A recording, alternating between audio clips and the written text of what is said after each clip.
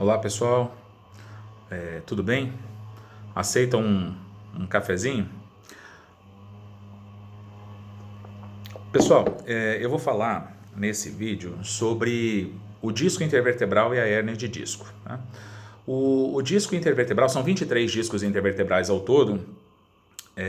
O primeiro disco intervertebral, né, de superior para inferior na coluna vertebral, está localizado entre a segunda vértebra cervical, que é o axis, e a terceira vértebra cervical, tá? Tá ali o primeiro disco, não existe disco intervertebral acima disso, não existe disco entre o occipital e o atlas, que é a primeira vértebra cervical, não existe disco entre a primeira vértebra cervical e a segunda, entre atlas e axis.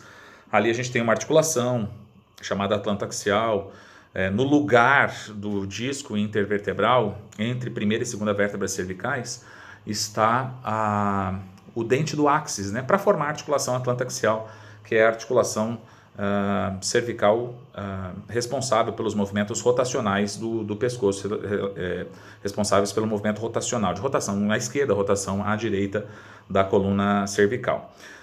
Os discos intervertebrais, e o último disco está localizado entre a quinta vértebra lombar e a primeira vértebra sacral. Então, nesse intervalo, existem 23 discos intervertebrais. O disco é uma estrutura cartilaginosa, é uma estrutura fibrocartilaginosa que tem diversas funções. Ele tem a função de conectar, de ligar duas vértebras a fim de oferecer estabilidade, né, para essa articulação intervertebral e para a coluna vertebral como um todo. Tem a função de absorver choque e impacto, de absorver e dissipar, né, choque e impacto. E a presença do disco intervertebral dá à coluna alguma flexibilidade. Disco intervertebral pertence à articulação intervertebral. A articulação intervertebral é aquela localizada mais anteriormente na coluna vertebral, formada por dois corpos vertebrais, e entre os dois corpos vertebrais existe essa estrutura cartilaginosa ilustre, importante, né, com essas funções que eu acabei de explicar. E é justamente pela presença do disco intervertebral que essa articulação intervertebral é classificada como uma anfiartrose, como uma articulação cartilaginosa. Quem faz movimento para valer na coluna vertebral são articulações localizadas mais posteriormente. São as articulações interfacetárias, os hipofisárias. Essas sim são articulações sinoviais, né? E pela presença de membrana sinovial, líquido sinovial, pela presença dos elementos sinoviais, é que essa articulação é a grande responsável pelos movimentos. Essa mais anterior, onde está o disco intervertebral, aqui o disco intervertebral pertence, chamada intervertebral, essa é uma articulação cartilaginosa. Ela participa da movimentação da coluna vertebral, mas movimento não é o forte, tá, para essa articulação. É uma articulação muito mais ligada à sustentação e à absorção de choque e impacto. E essa absorção de choque e impacto dessa articulação ocorre especialmente pelo disco, pela presença do disco intervertebral. Então, assim, uma outra função do disco intervertebral é conectar, né? É ligar duas vértebras, ligar dois corpos vertebrais a fim de melhorar a sustentação dessas articulações da coluna vertebral como um todo. O disco intervertebral tem três partes, ele tem três elementos. Ele tem o núcleo pulposo, que é uma espécie de um círculo, de uma bola de gude, localizada no centro do disco intervertebral, e ele é composto por água, basicamente por água. Tá? Estima-se que 50% ou mais do núcleo pulposo, né, que é esse primeiro elemento do disco intervertebral, seja composto por água. E o núcleo pulposo é o grande responsável do disco intervertebral pela absorção de choque e impacto. Né? Então é o disco que dá essa propriedade hidráulica, né, de absorção e dissipação de descarga de peso, de impacto que o disco intervertebral sofre. Ele é uma espécie de um gel, né, e composto basicamente por água, como já descrito. Ao redor e de forma concêntrica do núcleo pulposo está o ânulo fibroso, né, que é como se fossem camadas de uma cebola. Né? O disco intervertebral ele tem camadas como uma cebola, e essas camadas, né, de tecido fibroso ajudam a manter o núcleo pulposo no centro do disco intervertebral e impedir o deslocamento, a migração dele, que corresponde à hérnia discal, né, a protusão discal, ao prolapso discal, extrusão ou sequestro do disco intervertebral. Então, essas fibras de colágeno que envolvem o núcleo pulposo são conhecidas como ânulo fibroso, tá? Que é o segundo elemento, a segunda estrutura que compõe o disco intervertebral. E por fim, as placas terminais de cartilagem. Na parte mais superior do disco e na parte mais inferior do disco intervertebral, onde o disco se conecta ao corpo da vértebra de cima e ao corpo da vértebra de baixo, respectivamente, estão essas placas. Então são placas terminais de cartilagem que ajudam a fixar, ajudam a prender o disco intervertebral aos corpos vertebrais vizinhos, aos corpos vertebrais adjacentes. Então esses são os três elementos de um disco intervertebral: núcleo pulposo, ânulo fibroso e as duas placas terminais de cartilagem. O disco intervertebral ele é inervado, especialmente na sua periferia, então há alguma terminação nervosa, especialmente na periferia, nas camadas mais periféricas, externas do disco intervertebral,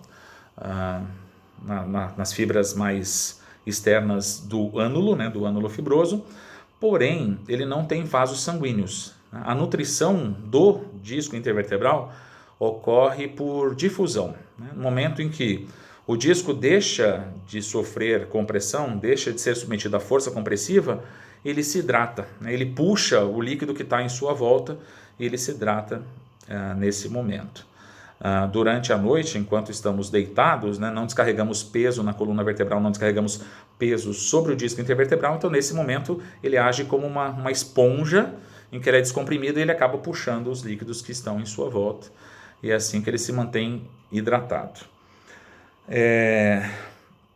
Agora, caso a pessoa apresente uma predisposição genética, caso ela tenha uma instabilidade na coluna vertebral, caso ela seja sedentária e apresente fraqueza, um enfraquecimento dos músculos do core, um enfraquecimento dos músculos mais importantes na estabilização da coluna vertebral, ela pode desenvolver um quadro de desidratação, de degeneração do disco intervertebral, evoluindo para uma hérnia discal.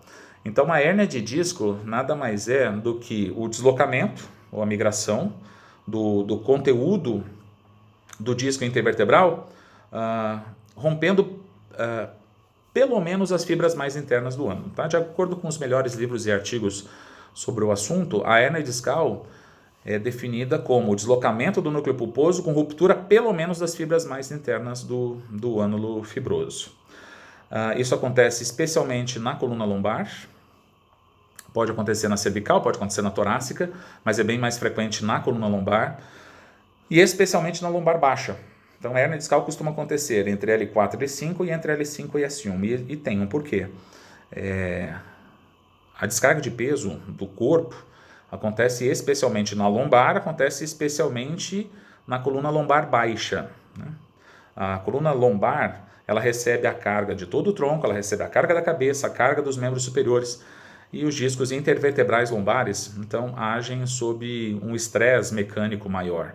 E quanto mais inferior na coluna lombar, maior é a descarga de peso. Por isso que a hérnia discal costuma acontecer entre L4 e L5 e entre L5 e S1.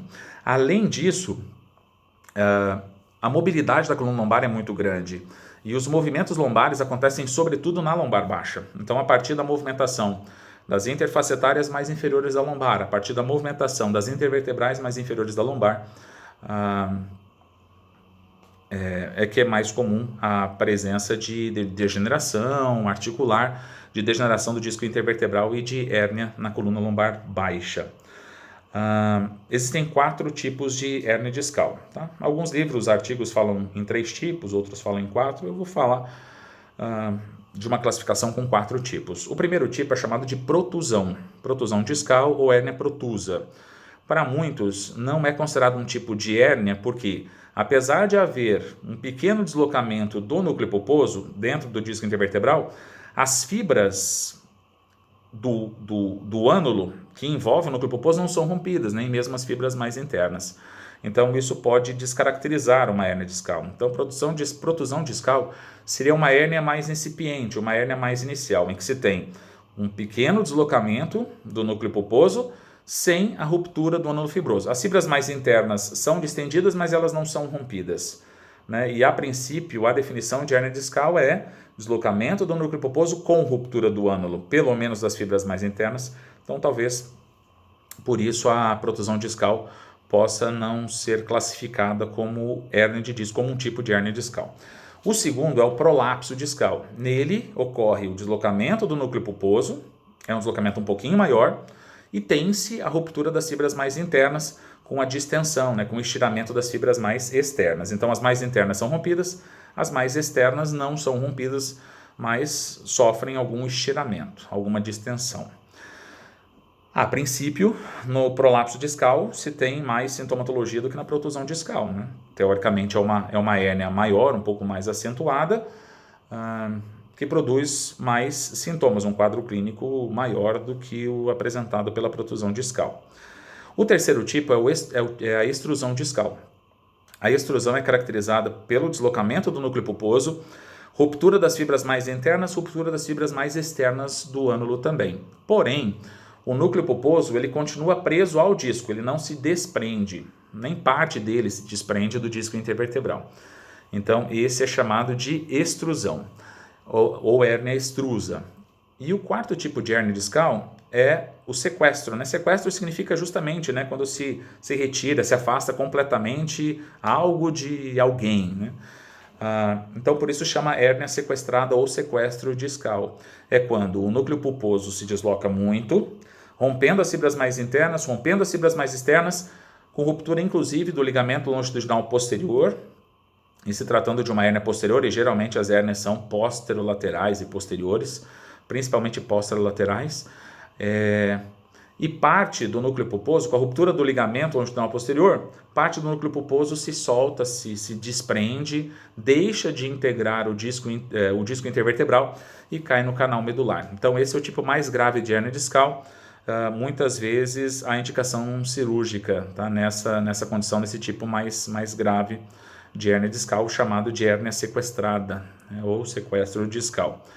A princípio o tratamento é cirúrgico. Agora, a opção pelo tratamento conservador ou cirúrgico depende muito da sintomatologia do paciente, da aplicação do tratamento conservador, ele sendo exitoso ou não, depende muito da capacidade, do comprometimento da capacidade funcional da coluna vertebral pela presença da hérnia discal. Então, se for alguém que tem muito sintoma, independentemente do tipo da hérnia discal. Agora, claro, se espera mais sintomatologia, quanto maior é a hérnia, quanto mais grave é a hérnia. Mas, se for uma sintomatologia muito acentuada, a pessoa é submetida a um tratamento conservador, Ela faz atividade física com parcimônia, com moderação e exercícios que estão indicados para ela, acompanhados por um profissional de educação física. Faz a fisioterapia corretamente com recursos que estão indicados para aquele momento. E não obtém êxito, não tem resultado, então o resultado é ínfimo, é pouco significativo. E a pessoa apresente muitas restrições, limitações e incapacidades, extrema dificuldade para realizar as atividades do dia a dia, então muito provavelmente esse caso vai evoluir para a cirurgia, não deve se limitar ao tratamento conservador. Existem alguns movimentos, algumas posturas que geram mais estresse nos discos intervertebrais. A repetição do movimento de flexão da coluna vertebral, a rotação da coluna vertebral são movimentos que geram mais estresse. E quando esses movimentos são realizados associadamente, concomitantemente, o estresse físico, mecânico sobre o disco intervertebral é ainda maior. Flexão e rotação, movimentos realizados associadamente, provoca uma compressão exagerada de disco intervertebral, predispondo à hérnia, predispondo ao adoecimento do disco intervertebral e à hérnia de disco. E tem umas posturas que geram menos estresse, geram menos sobrecarga. Ficar deitado, por exemplo, é uma situação em que se tem menos força compressiva ou nenhuma força compressiva no disco intervertebral. É um momento em que o disco intervertebral tem um descanso e deixa de sofrer sobrecarga. A hérnia discal, ela costuma ser multifatorial. Dificilmente a pessoa desenvolve hérnia discal por um único motivo. Costuma ser por uma associação de fatores. Sabidamente, fatores genéticos. Inclusive, indico para vocês um estudo que realizei juntamente com outros pesquisadores, em que, num caso controle, comprovamos a existência de predisposição genética, de que uma alteração do gene agrecam, um polimorfismo do gene agrecam, favorece o aparecimento da hérnia discal lombar. Então, a predisposição genética é fato, sabidamente favorece a instalação, o aparecimento da hérnia, mas em geral uma pessoa não desenvolve hérnia discal só porque ela tem uma alteração genética. Costuma ser uma associação de fator genético com fatores ambientais, fatores mecânicos. Então, uma repetição de movimento da coluna, fraqueza da coluna, dos músculos da coluna vertebral, a presença de instabilidade na coluna vertebral, né, um trauma, permanecer muito tempo sentado no trabalho, no esporte, maus hábitos posturais, ter desvios posturais significativos na coluna vertebral, tudo isso se somaria, culminando no aparecimento da hérnia discal, né? Ou seja, ela é multifatorial, né? Onde eu quero chegar com isso? A hérnia discal ela não surge pela presença de um fator apenas, né? Então são várias situações que se juntam, fazendo com que a pessoa desenvolva tal problema. Então era isso, fiz um resumão aqui desse assunto, disco intervertebral e hérnia discal, para vocês entenderem um pouco mais sobre esses assuntos, tá? Obrigado e tomem café.